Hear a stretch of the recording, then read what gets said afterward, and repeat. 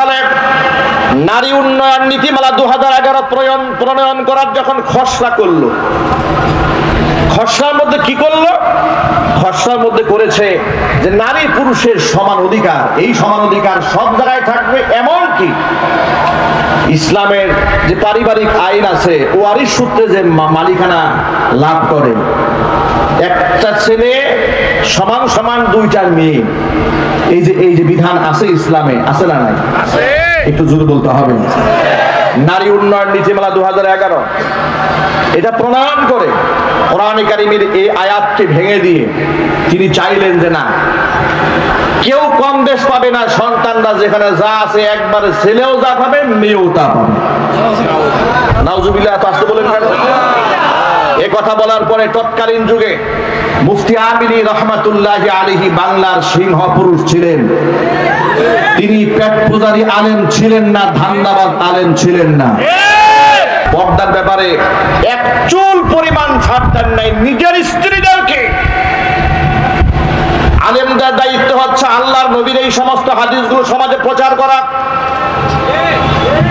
আলেম ওলামাদের দায়িত্ব হচ্ছে সমাজ প্রেক্ষাপটে কোরআনে কারীম এবং রাসূল পাক সাল্লাল্লাহু আলাইহি সাল্লামের পবিত্র জীবন থেকে আমল নিয়ে সমাজের মধ্যে প্রচার করা, প্রসার করা। কথা বলতে হবে, ঠিক কিনা?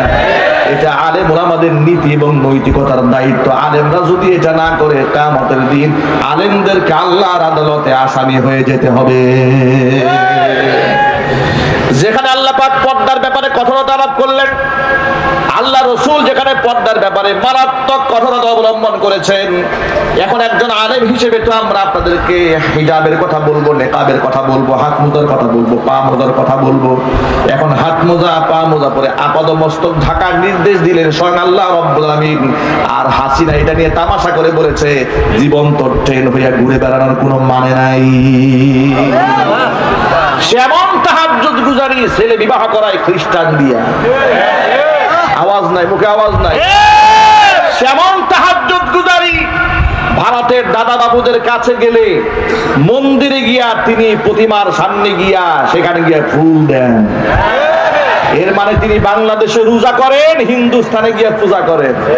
কথা বলতে হবে, ঠিক কিনা বলেন? তাহলে এর দ্বারা প্রমাণ হয় শেখ হাসিনা ধার্মিক ছিল না, তার চাইতে ধর্ম ব্যবসায়ী ভণ্ডাই জাতির মধ্যে আর কেউ ছিল না। আল্লাহ পাকের কোরআনে কারীমের আয়াতকে সে ব্যঙ্গ করেছে, বিদ্রুপ করেছে। শুধু কি তাই? 2011 সালে নারী উন্নয়ন নীতিমালা 2011 প্রণয়ন করার যখন খসড়া করলো, খসড়ার মধ্যে কি করলো?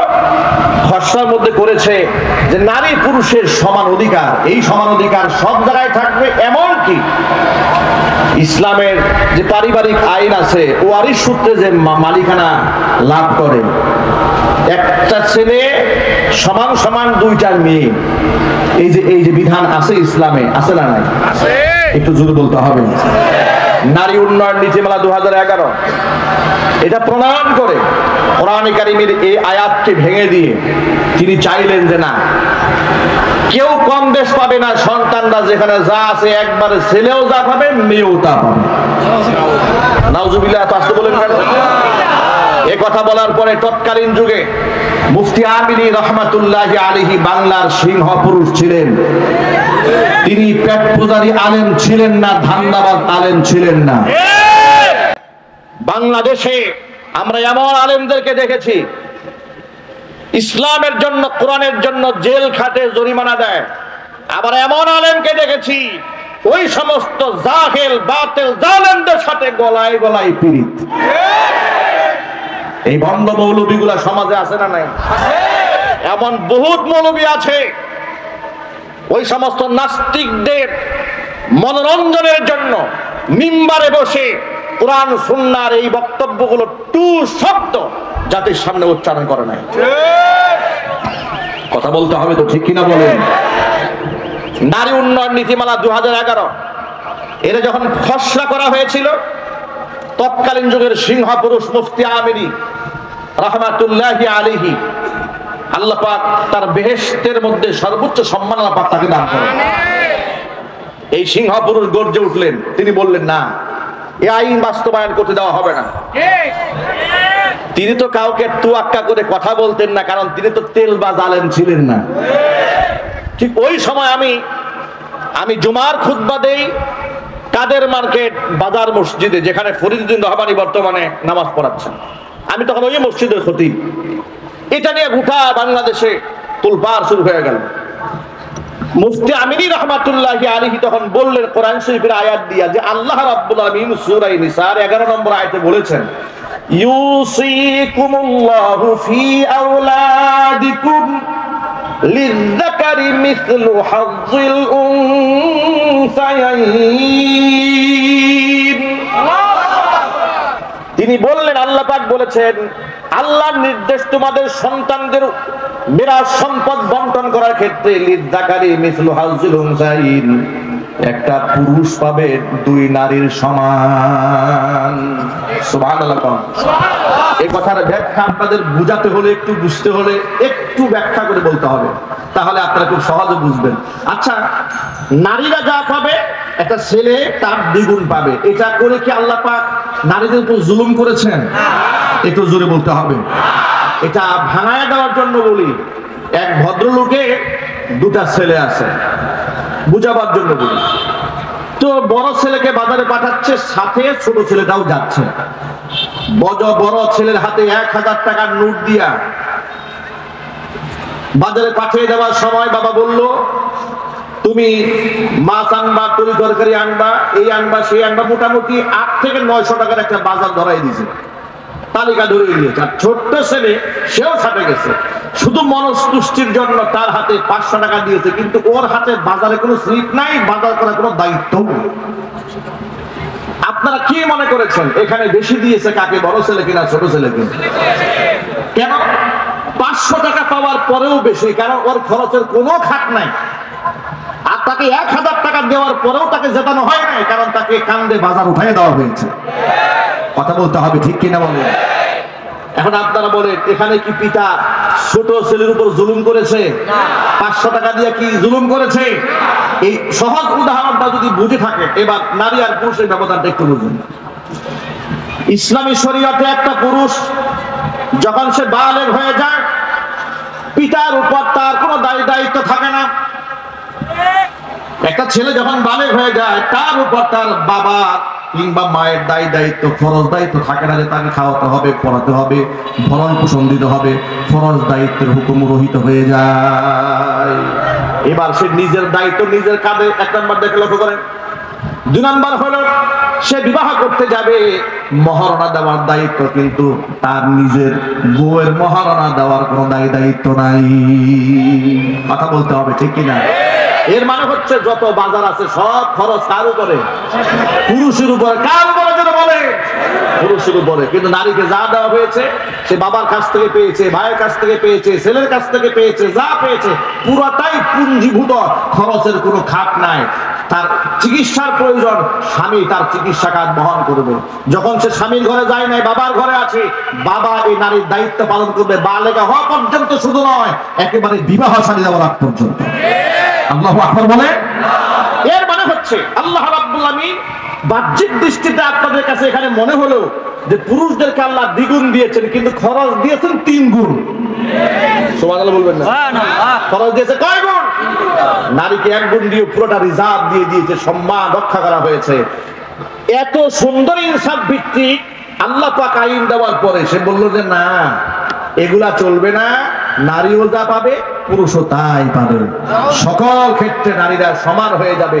প্রিয় ভাইরা, এক বাক্যে জবাব দিয়ে বলেন, নারী আর পুরুষ কি কোনোদিন সমান হতে পারবে? জবাবটাকে ইমানদারের মতো বলেন তো। নারী পুরুষ কি কোনোদিন সমান হতে পারে? নারী পুরুষ কেমনে সমান হবে? পুরুষ আর পুরুষই তো সমান হয় না। বাবা আর ছেলে কোনোদিন সমান হয় না, বলেন। বড় ভাই ছোট ভাই কোনোদিন সমান হয় না, উস্তাদ আর ছাত্র কোনোদিন সমান হয় না। তাহলে পুরুষই তো পুরুষের সমান হতে পারে না, নারী পুরুষ কেমনে সমান হবে? এগুলা ভণ্ডামি স্লোগান। এই সমস্ত কথা বলে বলে তারা বোরকার বিরোধিতা করে, পর্দার বিরোধিতা করে, সমান অধিকারের নামে নারীদেরকে দাসী বাদী বানায়া রাখতে চায়। প্রমাণ লক্ষ্য করেন। তাহলে এই আয়াত সরাসরি আল্লাহ পাক বিধান দেওয়ার পরে যখন তারা নারী পুরুষের সমান অধিকার বানাতে চেয়েছিল 2011 সালে, মুফতি আমিনী রহমাতুল্লাহি আলাইহি যখন প্রতিবাদ জানালেন, মুফতি আমিনী রহমাতুল্লাহি আলাইহির বক্তব্যকে ব্যঙ্গ করে তৎকালীন যুগের শহীদ শাসক হাসিনা বলেছিল, কোরআন শরীফের সূরা নিসার আয়াত কি শুধু মুফতি আমিনী একাই পড়ে, আমরা পড়ি না? এই কথাগুলো ইতিহাসের পাতা থেকে আপনারা নিয়ে যাবেন। নতুন প্রজন্মের লোকেরা, আপনারা তো অনেকে ইতিহাস জানেন না, এই জন্য রেকর্ডগুলো আপনাদেরকে শোনানো দরকার। আমি কেন আমাকে ছাড়তে হয়েছিল কাদের মার্কেট, বাজার, মসজিদ, ইতিহাস এখান থেকে পেয়ে যাবেন। আমি আমার জুমার খুতবার মধ্যে বলে দিয়েছিলাম, জুমার মিম্বার থেকে মুফতি আমিনীর কোরআন পড়া আর শেখ হাসিনার কোরআন পড়া সমান হতে পারে না। কথা বলতে হবে যুবকেরা। আমার এই খুতবা দেওয়ার পরে দায়িত্বশীল ওদের লেসপালসাররা বলল, হুজুর রাজনীতির কথা বলেছে।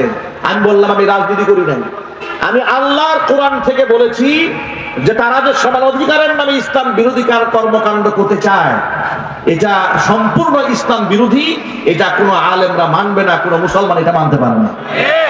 সর্বশেষ চাপের মুখে আমাকে কাদের মার্কেট, বাজার, মসজিদ ছাড়তে হলো। সেখান থেকে আমি চলে আসলাম। এরপরে পল্লীবিদ্য জামে মসজিদ বাইতুল মামুর 3 বছর জুমার খুতবা দিলাম। হাজার হাজার লোক গিয়ে সেখানে ভিড় জমায়, একেবারে পুলিশ প্রশাসন পাঠায় দিল। মাদানী সাহেবের মসজিদে এত লোক যায় কেন? ইতিহাস একোনাবাড়িবাসীর জানা উচিত। নতুন প্রজন্মের অনেকেই তো ইতিহাস জানেন না।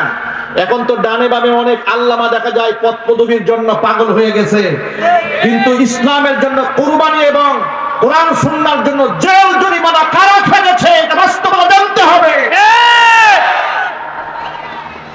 এরপরে যখন আমি এই সমস্ত বক্তব্য দিলাম, তখন সেখান থেকে চলে আসতে বাধ্য হলাম। এরপর আসলাম বাইতুল মামুরে,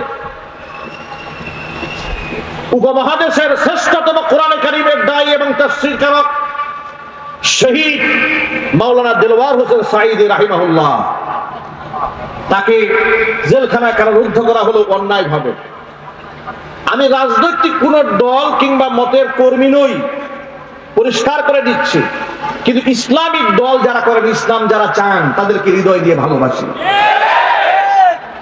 যার দ্বারা আলেম হিসেবে যাদের অবদান আছে ইসলামে, যাদের অবদান আছে কোরআনে, যাদের অবদান আছে ইসলামের প্রচার এবং প্রসারে, তাদের প্রতি আমাদের ভক্তি, ভালোবাসা, শ্রদ্ধা তো সীমাহীন।